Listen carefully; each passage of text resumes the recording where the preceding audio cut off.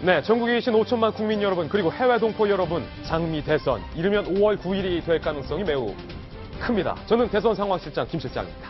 민주당의 대선 주자 중에서 과연 누가 대통령 후보로 선출이 될까요? 민주당의 유력 대선 후보들을 상대로 한 여론조사 결과가 오늘 한 조간신문에 발표됐습니다. 과연 3강 중 누가 웃을까요? 지금 공개합니다. 대선 상황판입니다.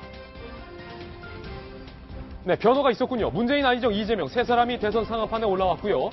2월 5일에서 6일째 실시된 민주당 후보 적합도와 3월 11일에서 3월 12일에 실시된 후보 적합도의 여론조사 결과 추이를 한번 볼까요? 먼저 문재인 전 대표가 36.9%에서 34.5%로 1위 자리를 수성했습니다만 다소 변화가 있었습니다. 반면 안희정 지사 같은 경우는 26.2%에서 33.3%로 껑충 뛰면서 2위이긴 하지만 문재인 전 대표와 34.5%와 33.3%는 이른바 오차 범위 내에 들어왔습니다.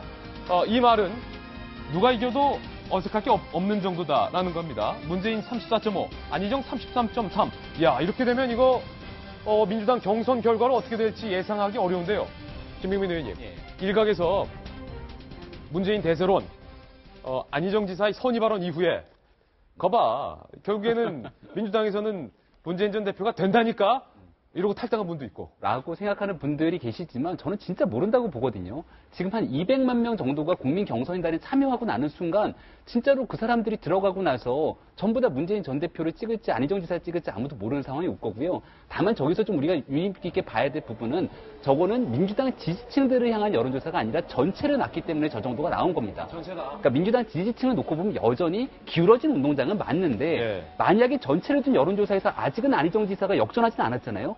근데 예를 들어 한 일주일 정도의 시간을 갔는데 야, 중도보수 진영이 진짜 찍을 사람 없네? 그러면 어차피 더불어민주당으로 넘어간다면 안희정 지사나 찍어주자고 사람들이 몰려들기 시작해서 저 스코어가 한 5% 이상을 벌어진다고 한번 생각을 해보세요. 안희정 지사가 40이 되고 문재인 전 대표가 한 30이 되고 그러면은 사람들의 생각이 완전히 바뀌어질 수 있다는 거죠. 그렇기 때문에 뭐 시간은 얼마 남지 않았지만 안희정 지사의 폭발력은 여전히 살아있다 저는 이렇게 봅니다. 윤태호 실장은 좀 다르게 보시죠. 딱 걸렸어요. 아니 그러니까요. 어제도 제가 말씀드렸지만은 이제 일주일 동안 추가 모집을 하게 됩니다. 경선인단을.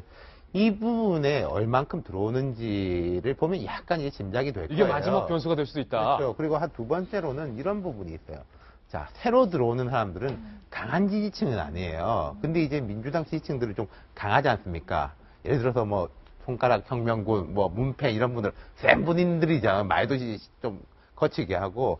안 지사의 지지층들이 거기서 이제 버틸 수 있을 것이냐. 그 보통 보면은 새로 들어온 사람들이 이제 싸워서 이기려고 하기보다 돌아서거나 빠지는 경우들이 많거든요. 그러니까 이 가열되는 국면에서 어떻게 좀 볼 것이냐. 그리고 안 지사 입장에서는요, 넘어야 될 산들이 많습니다. 어찌됐든 간에 문 전 대표는 상대적으로 검증을 많이 받은 사람이고, 안 지사 같은 경우에는 컨텐츠가 너무 부족한 거 아니냐라는 지적을 받고 있는데, 오르면 오를수록 검증의 강도는 높아지는 것이고 거기에 대해서 이제 해답을 내놔야죠, 본인이. 그렇군요. 이에 관련된 오늘 세 가지 대선 뉴스 준비를 했습니다.